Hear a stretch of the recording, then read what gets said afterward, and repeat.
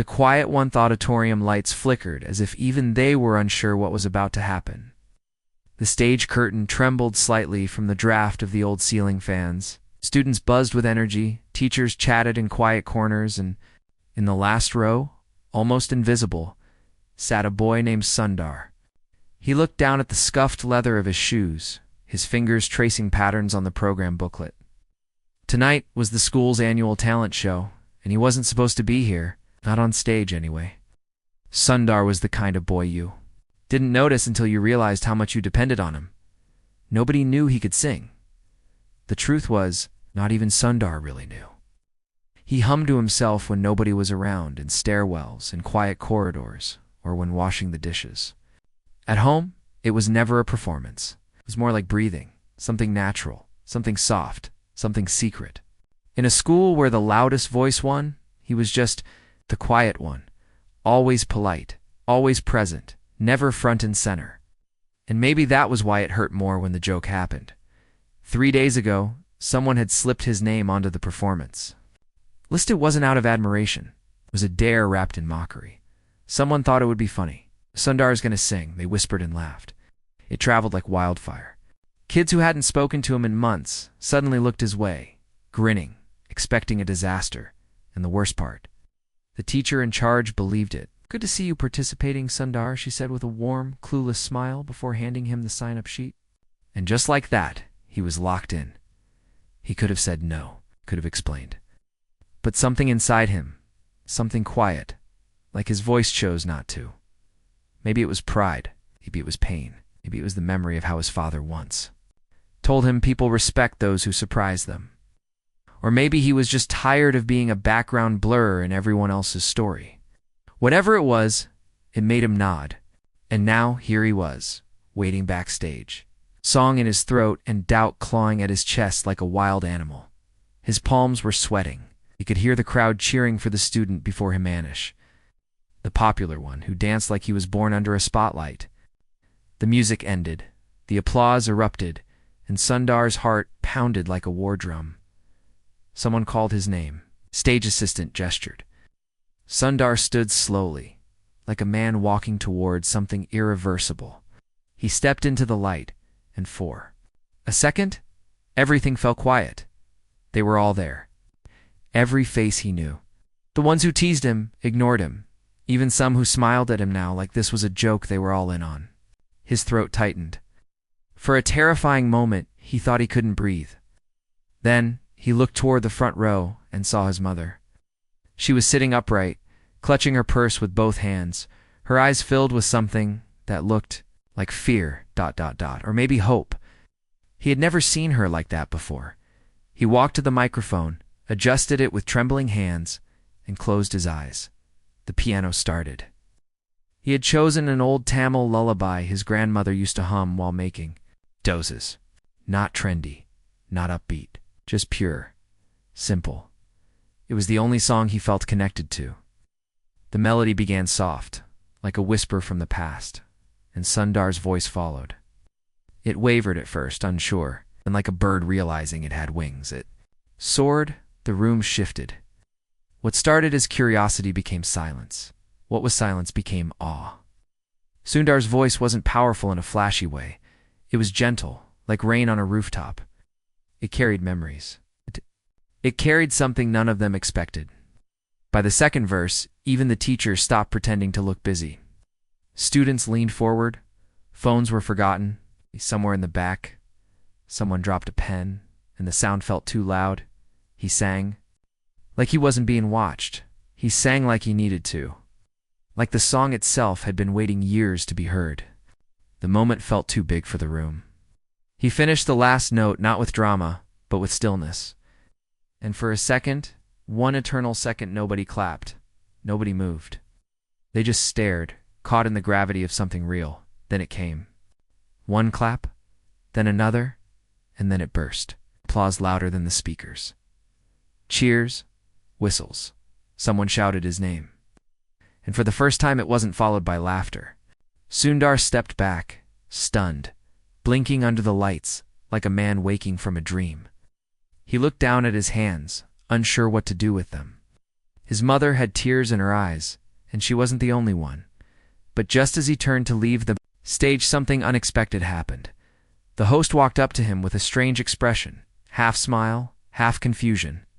She raised her mic and said into the echoing auditorium, "Well, that was unexpected, but Sundar, I think we need to talk. Someone just handed me this." She held up a folded note. "It's about you." The crowd quieted. Sundar felt a strange coldness creep over him. The applause faded. Strange tension filled the room. The host unfolded the note, eyes scanning quickly. And then she paused. "I'm not sure if this is a joke or something serious," she said carefully. "But Sundar, it says here that your name wasn't on the official list at all. And more importantly, someone forged the sign-up sheet." The audience gasped, and Sundar felt the floor tilt beneath him. The forged no-tethi silence that followed the host's words didn't feel like silence. It was louder than applause, heavier than any insult. It settled over Sundar like a blanket soaked in ice water. His ears rang. Shh, not from noise, but from the absence of it. No one whispered. No one moved. The moment hung there, awkward and suspended, as if time itself didn't know where to go next. Sundar's lips parted slightly, but no sound came out. He looked at the host, her expression now shifting from curiosity to concern, and then at the note she held between two fingers like it might catch fire. He didn't know what scared him. More that someone had forged his name as a cruel prank, or that this note might now undo everything he had just done. The song, the applause, his mother's tears. Yeah. Did it all mean nothing if he wasn't supposed to be there? The principal, an older man with a thick mustache and gentle eyes, stood up from the side row and walked toward the stage. His footsteps were the only sound in the auditorium. He reached the host, took the note from her hands, and read it under the stage lights. He frowned, then looked at Sundar, not with anger, but something closer to curiosity. Maybe even disappointment, but not the kind you feel when someone does something wrong. It was the kind you feel when something doesn't make sense. Then the whisper started. Did he sneak in? Why would someone do that?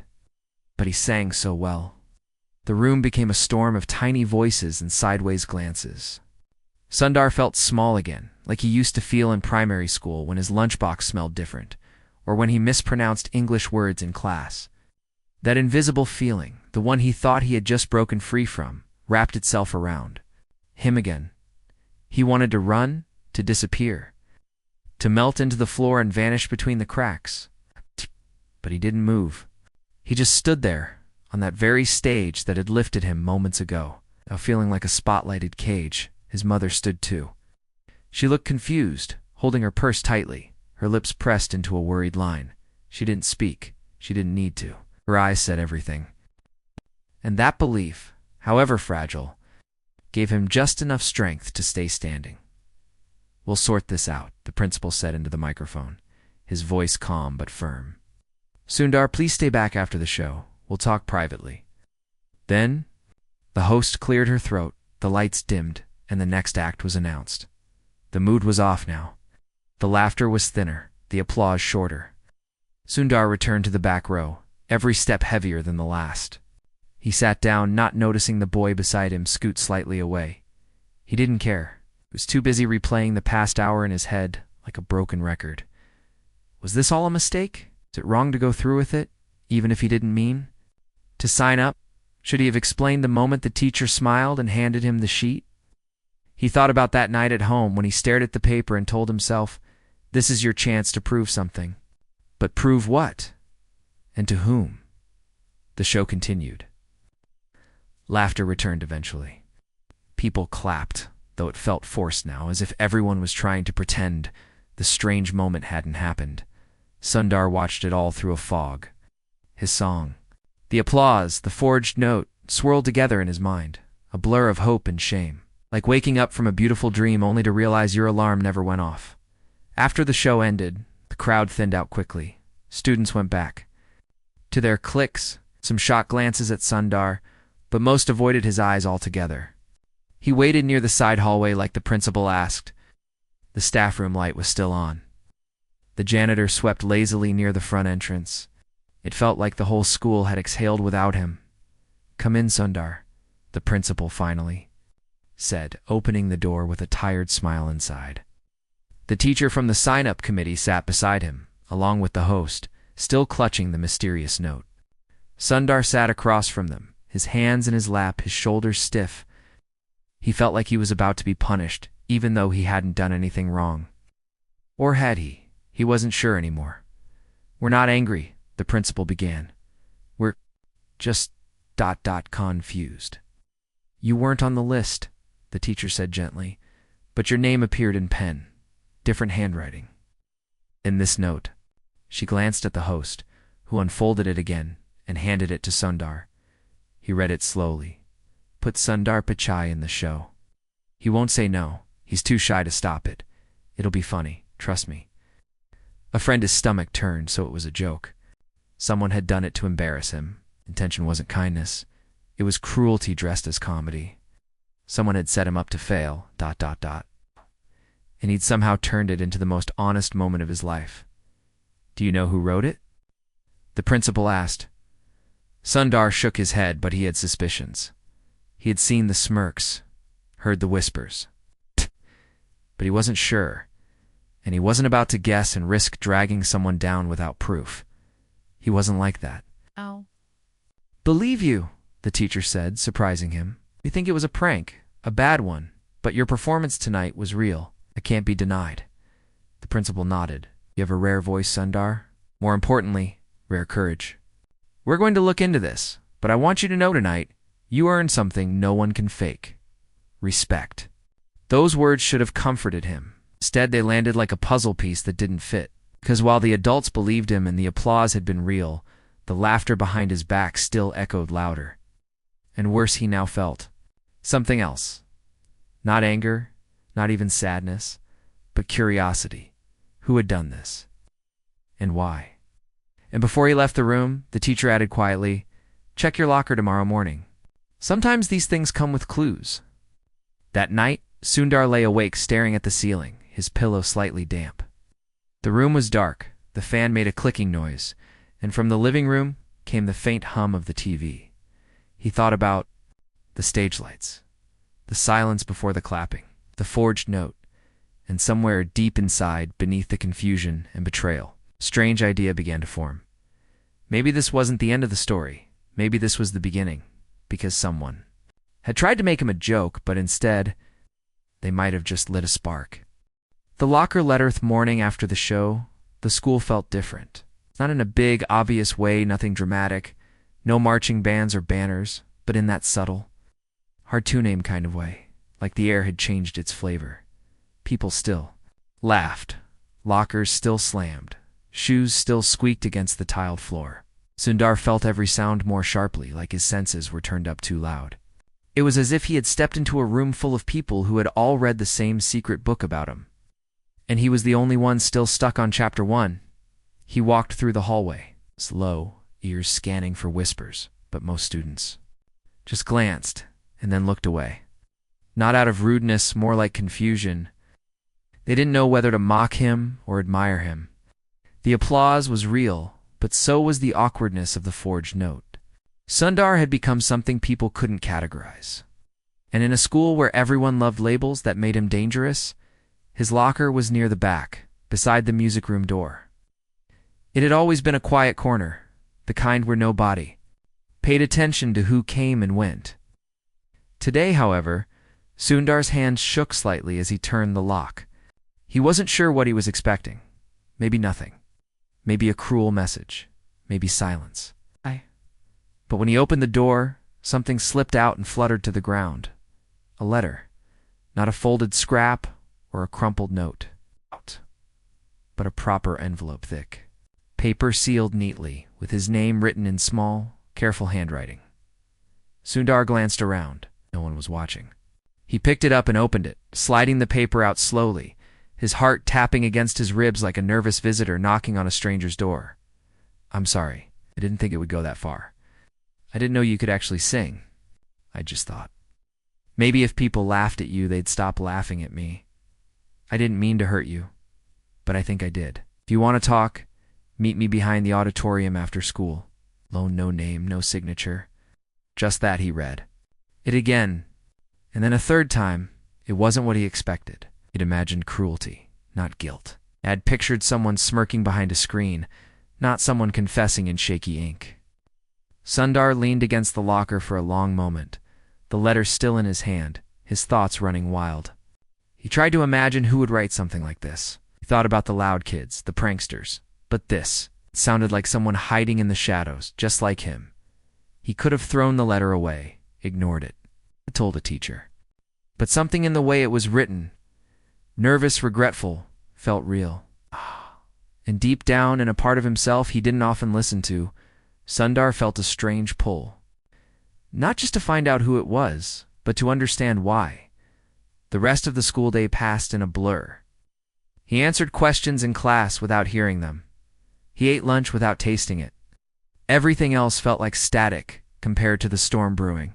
Behind the auditorium, after school, when most students had filtered out, Sundar walked toward the back of the building.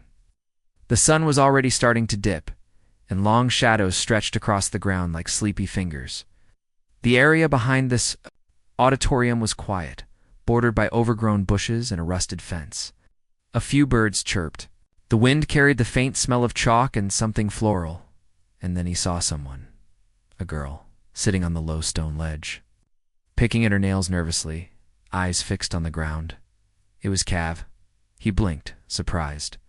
She wasn't someone he'd ever spoken too much. She wasn't loud or popular, but she wasn't invisible either. It's the kind of person who floated between groups, never drawing too much attention. She always seemed like she was trying not to take up space. When she saw him, she stood up quickly, brushing her skirt as if to shake off guilt. "You came," she said softly. Sundar nodded, still unsure if he was dreaming. She swallowed hard. "I'm the one who put your name on the list." The words landed between them like a stone in a still pond. No echo, just ripples. "Why?" he asked. His voice, even Kavya, didn't look up right away. She stared at the gravel, her shoes twisting. "Awkwardly, because I was tired of people laughing at me. You don't know this, but last year I tried out for the choir. They laughed. I couldn't hit the high note. It broke me a little. Since then, I've just ... blended in. But the other day, I heard some of the guys joking about how you never talk. Someone said, we should put Sundar in the show. Him sing, and everyone laughed. And I laughed too. But then I did it." She paused, her voice cracking slightly. "I wrote the note. I changed the list. I thought you'd get scared and back out. But you didn't. You went up there. And then ... you sang. And suddenly the joke wasn't funny anymore, because you were good. Really good. And everyone forgot I existed again." Sundar didn't speak. He wasn't sure how to. He had come here expecting confrontation, maybe anger. But instead, he got a mirror girl who felt just as invisible, just as tired of being nobody. "I'm sorry," she said again, softer this time. "I just didn't want to be the only one people laughed at anymore." Da-da-da. Sundar looked at her. Really looked at her. For the first time, he didn't see someone who had tried to humiliate him. Saw someone who had made a bad choice out of fear. Someone who wanted to be heard, but didn't know how to ask for it. He could have walked away, told her off, made her feel what he had felt. But instead, he did something completely unexpected. He sat down beside her and said, "You don't have to be the only one. Maybe we both stop being invisible." Kavya blinked. "What do you mean?" "I'm going to sing again," he said, "at the school assembly. At this time, I want you to sing with me." Her eyes widened. "What?" "We're both scared," he said. "So maybe we stop hiding." And just like that, the story changed direction. What began as a cruel prank had just become the beginning of something. Healing. 2 voices. 1 stage. A second chance. But neither of them knew yet. Someone else had been watching. From the edge of the fence. Listening. Plotting. Waiting. The echo in the hallway be Monday. The story had traveled far beyond the auditorium. Sundar's performance, once a small ripple in the school's routine, had grown into a quiet tidal wave. People didn't talk about it directly, not most of them. Instead, they hinted. Glances lingered longer. Whispers curled in corners like smoke. Sundar would catch fragments floating behind his back, soft as feathers but sharp as needles. Did you hear? I didn't know he had it in him. He's singing again. And with her. But the strangest part wasn't the words. It was the tone, not mockery, not laughter. It was ... curiosity. Like everyone was trying to figure out where he'd come from and how they missed him. For so long, Sundar walked through the school now with a different kind of silence. Not the silence of invisibility, but the silence of unpredictability. He had become something people watched, something uncertain. The quiet kid who sang like a story. The forgotten name now attached to something real. It unsettled people, and Sundar could feel it pressing against him from all sides. He had been practicing with Kavya after school every day. Behind the locked doors of the music room, at first, it was awkward. Her voice was softer than his, unsure, delicate in a way that made the notes feel like they might shatter if she pushed too hard. But slowly, something began to grow between their voices' trust, like vines learning how to wrap around each other without choking. There were missed notes, nervous laughs, and even one moment where Kavya almost quit altogether, too overwhelmed by the memory of being laughed at. But Sundar had said just 4 words that pulled her back. "We're already on stage," he meant. That life had already exposed them. They'd already been seen, was judged, heard, so why not finish the song? It was strange the way he said it, not dramatic, just honest. And Kavya nodded, wiped her eyes, and kept going. But while their song grew stronger, something else started unraveling in the background. Sundar noticed it first in the way people began treating him differently, not just classmates, but teachers too. Mr. Daniel, the strict English teacher, suddenly asked for his opinion during class. Ms. Chitra, who once barely remembered his name, complimented his emotional depth. Even the librarian, who usually acted like she was allergic to noise, smiled when he passed by. On the surface it felt good, like approval. But deeper down it felt ... strange, like being liked for something that wasn't entirely him. He had sung one song, that's all. Now people acted like he'd become someone else. It was flattering but also frightening. Because if they were wrong about him before, what if they were still wrong now? Then came the locker message. Not a note this time. A single word carved into the inside of his locker door with something sharp. Faker. Sundar stared at it for a long time. His first thought was that it might be old, left over from a prank on someone else. But it wasn't. The carving was fresh, angry, deliberate. Someone had waited until he wasn't looking. Someone still wanted him to fail, and he had a terrible feeling he knew who knew us. The boy from the talent show. The one who had danced before Sundar sang. The one who had always been center stage. The one who had owned every spotlight. Until suddenly, someone else stepped into it without asking. Sundar hadn't seen him much since the show. No jokes, no comments, just silence. But not a respectful silence. It was more like the eye of a storm come, only because something bigger was waiting. To hit later that week during lunch, Sundar saw him. Anish sat at a crowded table, surrounded by his usual group, laughing, carefree. But as Sundar passed by with his tray, their eyes met. Just for a second, and in that second, Sundar saw it. Not jealousy, not hatred, something colder, calculation and hush. Was planning something, he just didn't know what. By the time Friday came, Sundar and Kavya had perfected their duet. It wasn't perfect by technical standards. There were better singers, stronger voices, but it was honest. And honesty, Sundar had learned, could outshine perfection. They stood side by side in the music room, the last chord still echoing against the walls, and Sundar felt something settle inside him, like the final piece of a puzzle snapping into place. "We're ready," Kavya said, smiling softly. He nodded. Yeah. But as they left the room, Sundar's phone buzzed. One new message. No. Sender, no name. Just 5 words. "Don't sing on Monday." "Trust me." His heart stopped. He showed Kavya. She read it twice, then looked up at him, her eyes wide. "What do we do?" she whispered. And Sundar, standing in that quiet hallway with the sun slanting through the window behind him, realized something: the stage wasn't the only place they'd have to fight. The real performance hadn't even begun yet. The choice before the noise. The weekend passed like time had grown teeth.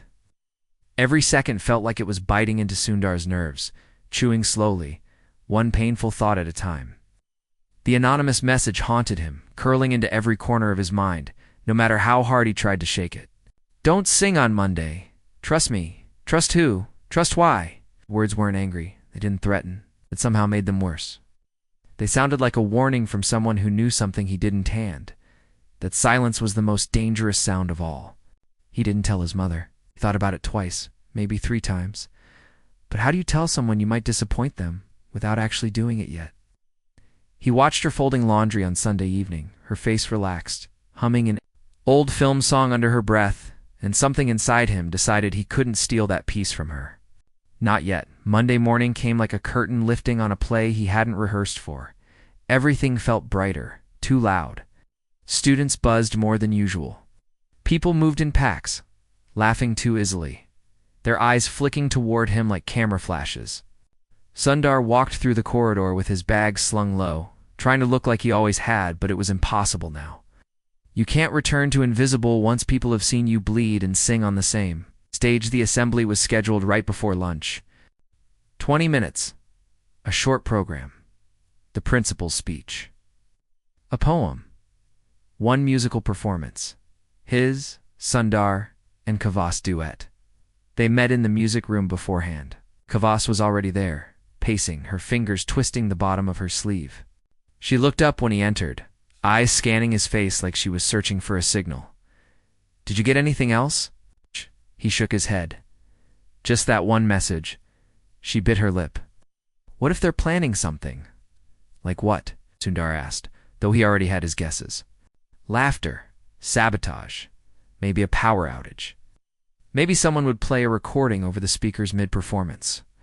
Maybe worse. Maybe nothing. Just silence. Cold silence that would make every note feel like it didn't matter." Kavya hesitated. Then, in the smallest voice, she said, "We don't have to do it." Sundar looked at her.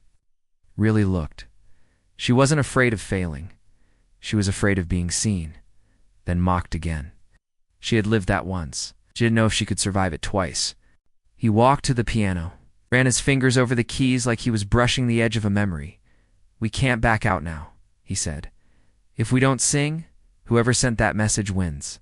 "What if they should win?" she said, eyes wet now. "What if they're right? What if we're not ready for this much attention?" Sundar let the silence sit between them, thick as wet cement. He thought about that. Really thought. What if it was too soon, too big, too risky? But then he remembered something that felt older than all of this, the way he used to hum to himself in empty stairwells. Not for applause, not to prove anything, but because the music helped him feel real when nothing else did. He hadn't started singing to be seen. Started because it was the one thing in the world that made him feel like he had something no one could take. He turned to Kavya. "Maybe we don't need to be ready," he said. "Maybe we just need to sing anyway." Kavya stared at him, and for a second, the fear didn't vanish, but it paused. Like it was listening, the bell rang. They walked out together. The assembly hall was packed. Students filled the floor mats in neat rows. Teachers sat on plastic.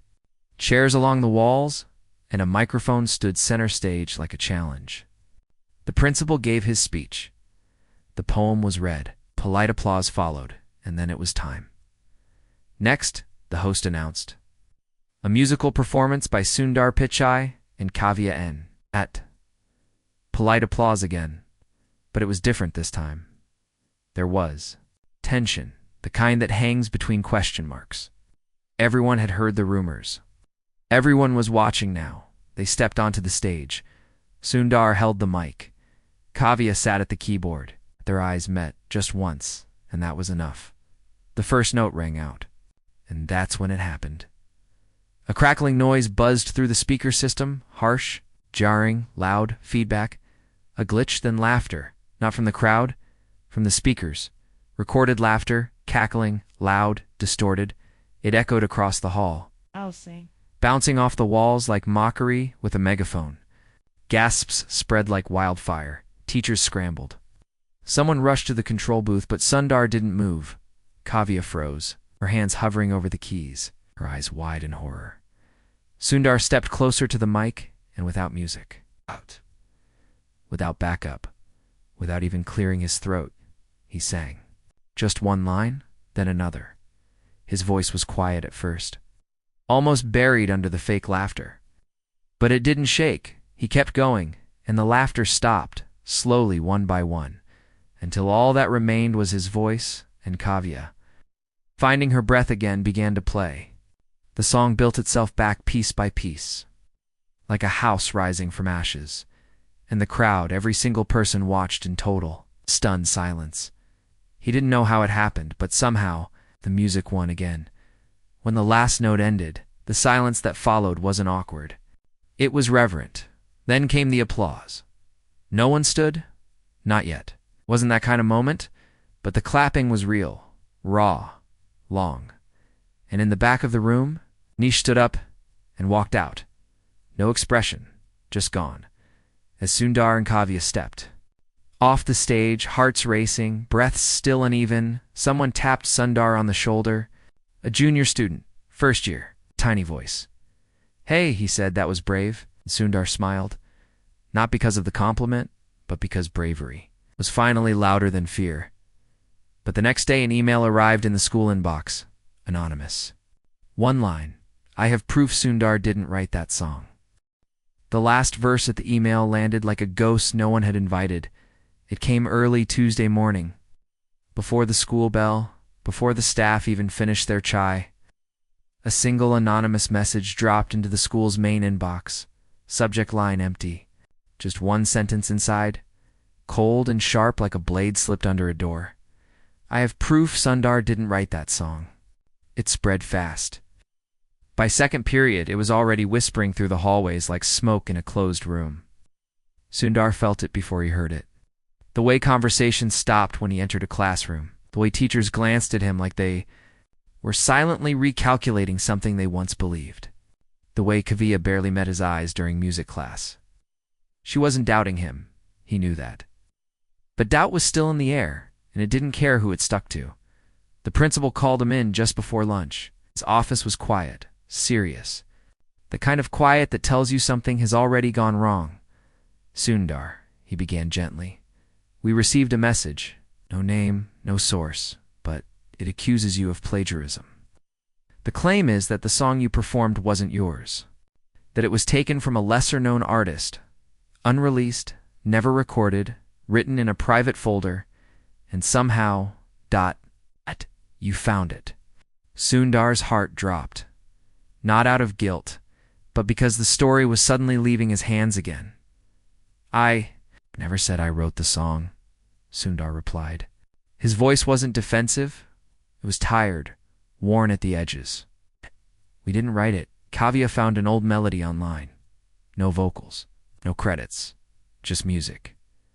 She reshaped it. We made it our own. We never claimed it was original. We just sang it." The principal leaned back, eyes scanning Sundar like he was trying to read between his sentences. "It would help," he said finally, "if you could prove that." But that was the thing. They couldn't. The file was gone.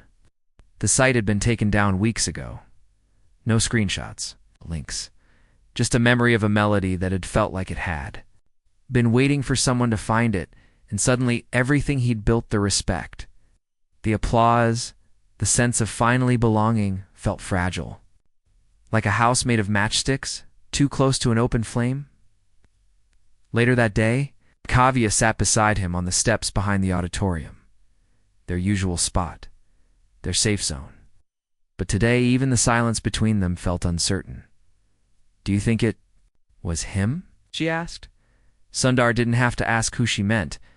Nisha, the name sat in his chest like a stone. He hadn't seen him since the assembly. No messages, no confrontation. Just a door quietly closed. Maybe Sundar said, or maybe someone else who wanted the last word. Kevya looked at him then, not with fear or frustration, but with something different, something sad. "You know what hurts?" she said. "You did everything right. You showed up. You sang. You stayed kind and still. They're trying to take it away." He nodded slowly.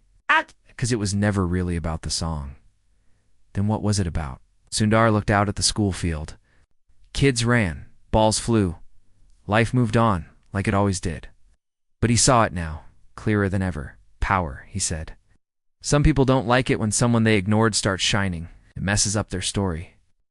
That night, Sundar sat at his desk, staring at a blank notepad. He wasn't thinking about the rumor, or the email, or the doubt. He was thinking about the boy he used to be, the boy who hummed to himself in stairwells, blended into shadows, who never raised his hand even when he knew the answer. He picked up his pen, and for the first time, began to write. Not a defense. Not a statement. A song. This one would be his. Every line, every word. He didn't stop for hours. The lyrics came slow but steady, like rain dripping into a bucket. By midnight, it was finished. He brought it to school the next day, showed it to Kavya. She read it twice, then looked up at him with something brighter than hope-belief. "We sing it Friday," she said. They rehearsed in secret, quietly, no microphones. No attention, they didn't announce anything, no posters, no hype. Just one request to the principal for one last performance, something to clear the air. They said Friday came. This time, the crowd wasn't buzzing with excitement. It was humming. With tension, people had come expecting drama, confession, spectacle. But what they got was a song. Sundar stepped up. No fanfare. No dra. Just a mic and a truth that didn't need proving. He sang the new song. It wasn't perfect. His voice cracked. Once.kavya. Hit a wrong key, but none of it mattered, because the song wasn't about them. It was about every kid who had ever been laughed at for trying, every girl who had been told to lower her voice, every boy who had been ignored until he was needed. It was about silence turning into sound. And by the end, no one clapped. Not right away. They sat still, holding something invisible. And then, slowly, one by one, they stood. Not all at once, not loud, but real. A standing ovation, not for the performance, but for the courage, the next week. Sundar's name didn't appear in rumors, or messages, or carved locker doors. It appeared in the school newsletter, Student Voice, Sundar Pichai, to start songwriting club for students who don't know their singers yet. That was how it ended, not with a punchline, not with a spotlight, but with a door left open for someone else to walk through. The end.